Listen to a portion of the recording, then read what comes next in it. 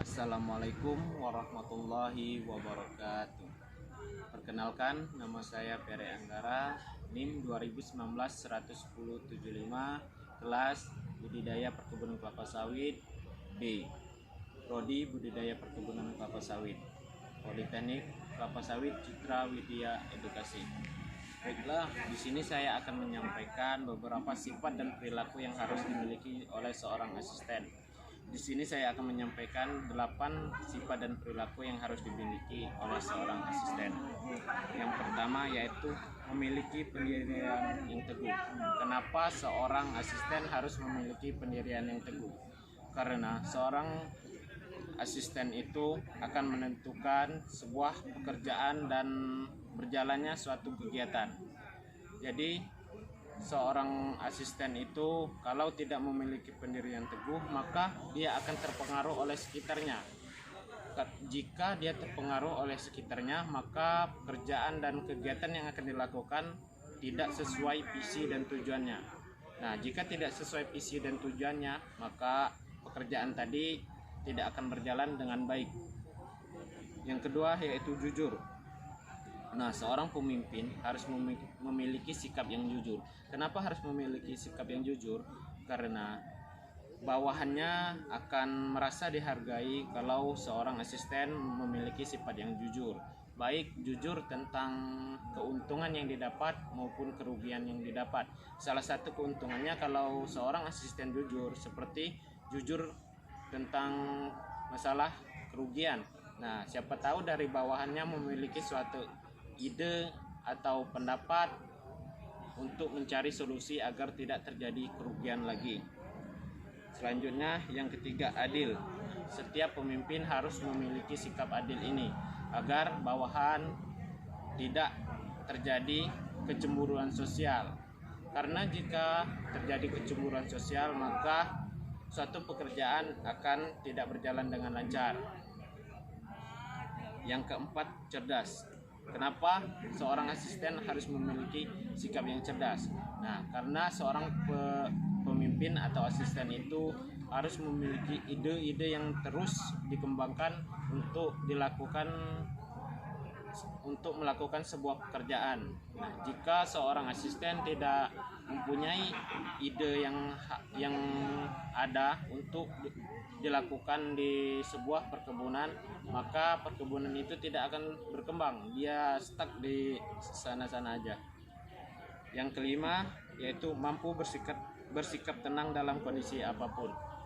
Nah, di sini kenapa seorang asisten harus mampu bersikap tenang dalam kondisi apapun. Seperti sudah banyak kita lihat di suatu perkebunan ada seorang bawahan yang membangkang kepada asistennya.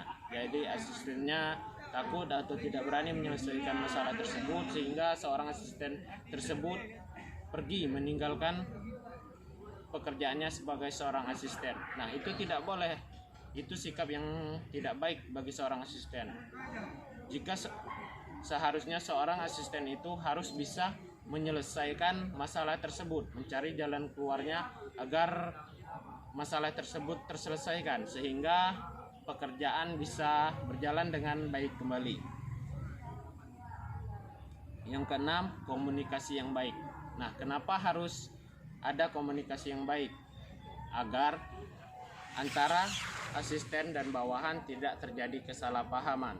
Jika terjadi kesalahpahaman, maka tujuan dari seorang asisten dan yang dilakukan oleh bawahannya itu tidak sama. Nah, sehingga terjadilah ketidakpuasan bagi seorang asisten tentang yang dilakukan atau dikerjakan oleh bawahannya. Yang ketujuh yaitu bertanggung jawab. Nah, kenapa harus bertanggung jawab? Karena banyak bawahan itu yang karena seorang asisten banyak bawahan yang diperintahnya. Jadi jika dia tidak bertanggung jawab, maka bawahannya tadi tidak bisa bekerja dengan baik. Bawahannya tadi misalnya tidak masuk atau tidak bekerja atau bekerja tidak baik, seorang asisten tadi diam saja. Nah, dari hal tersebut maka sebuah perkebunan akan hancur atau produksinya bisa menurun. Sedangkan yang kedelapan, menginspirasi. Di sini saya kenapa mengambil menginspirasi?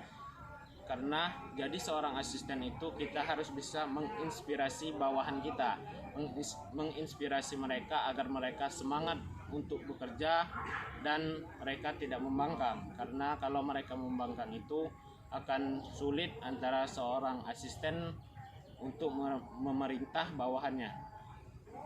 Jika bawahannya sudah terinspirasi, maka mereka akan bekerjanya dengan senang, dengan giat, dan dengan baik. Baiklah, itu saja yang bisa dapat saya sampaikan tentang sifat dan perilaku yang harus dimiliki seorang asisten. Di sini saya telah menyampaikan 8 sifat dan perilaku seorang asisten.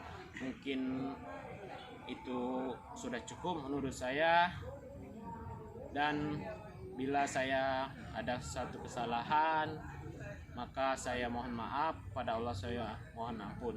Karena di sini saya masih dalam proses belajar dan mohon untuk pengertiannya. Baiklah, saya akhiri. Wassalamualaikum warahmatullahi wabarakatuh.